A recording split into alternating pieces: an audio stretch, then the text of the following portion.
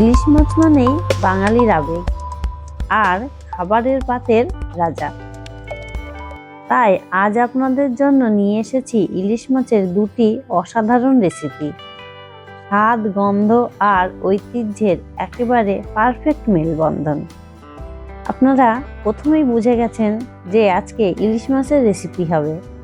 তার জন্য আমি এখানে 1 কেজি ওজনের ইলিশ মাছ নিয়ে নিয়েছি। আপনারা দেখেই বুঝতে পারছেন মাছটি কতটা বড় এবং কতটা চওড়া। প্রথমে মাছটির আঁশ ছাড়িয়ে রিং পিস করে কেটে নেব। দেখছেন মাছটা কতটা ফ্রেশ, তেল একদম চকচক করছে আর মাছের রক্ত এখনো কতটা তাজা। দেখেই বোঝা যাচ্ছে মাছটা খেতে খুব ভালো হবে। মাছ কাটা হয়ে গেলে হালকা করে ধুয়ে নেব, কারণ ইলিশ মাছ খুব বেশি ধুতে হয় না, তাহলে তার স্বাদ চলে যায়।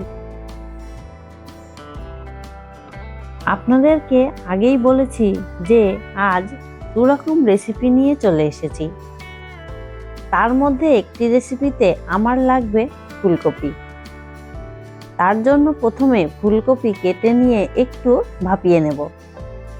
এতে করে ফুলকপির যে উগ্র গন্ধ থাকে সেটি বেরিয়ে যায় এবং খেতেও খুব ভালো হয়। ফুলকপি ভাপানো হোক, ততক্ষণে প্রথম রেসিপিটির ইনগ্রিডিয়েন্টসগুলো রেডি করে নেওয়া যাক। ইলিশ মাছ আর সর্ষে ইলিশ হবে না তাই কখনো হয়? এর জন্য 1 চামচ সর্ষে, 4 থেকে 5টি কাঁচা লঙ্কা, 1 চা চামচ জিরে ও 1 চা চামচ পোস্ত আর 1/2 চা চামচ চারমগজ একসাথে বেটে নেব। এই পেস্টটি খুব মিহি করে বেটে নিতে হবে। এর মধ্যে যেন কোনো রকম গোটা ভাব না থাকে। মশলা বাটতে বাটতে ফুলকপি ভাপানো হয়ে গেছে। ফুলকপিগুলো জল ঝরিয়ে রেখে দেব। সর্ষে ইলিশের জন্য যে পেস্টটি রেডি করেছিলাম সেটি একটি পাত্রে নিয়ে তার সঙ্গে পরিমাণ মতো লবণ, হলুদ, সর্ষের তেল আর কিছুটা জল দিয়ে একটা মিশ্রণ বানিয়ে রেখে দেব। এরপর কয়েক পিস মাছ এর মধ্যে মাখিয়ে রেখে দেব 5 থেকে 10 মিনিট, যাতে মাছের মধ্যে মশলাটা খুব ভালোভাবে ঢুকে যায়। 5 থেকে 10 মিনিট পর একটি কড়াইতে সর্ষের তেল গরম করে নেব। তেল গরম হলে ফোড়নে দেব কালো জিরে। ফোড়ন থেকে যখন খুব সুন্দর গন্ধ বের হবে তখন মাখিয়ে রাখা মাছগুলো দিয়ে দেব।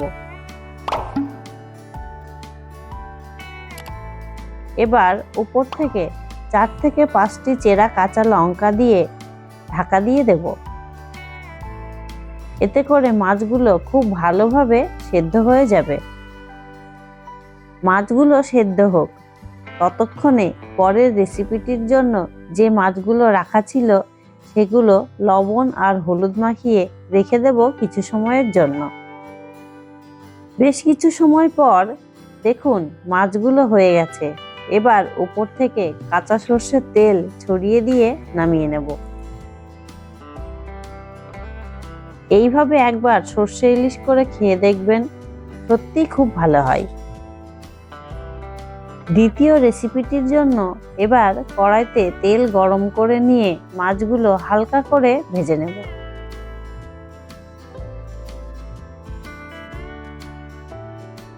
এরপর ওই মাছ ভাজা কড়াইতে আরো কিছুটা তেল গরম করে ফুলকপিগুলো লবণ আর হলুদ দিয়ে ভেজে নেব।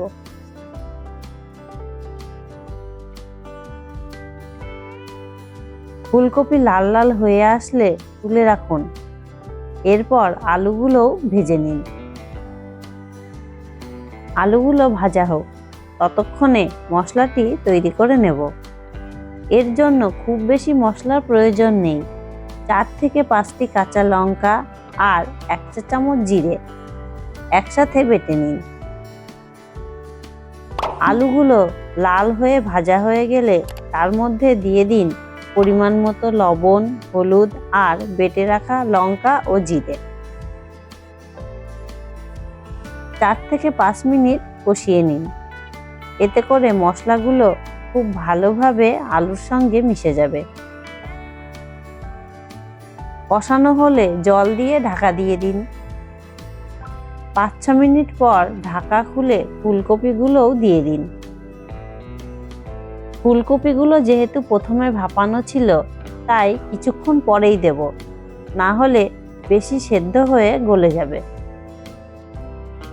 কিছু সময় পর জল শুকিয়ে আলু ও ফুলকপিগুলো খুব ভালোভাবে সেদ্ধ হয়ে আসলে দিয়ে দিন ঝোলের জন্য জল।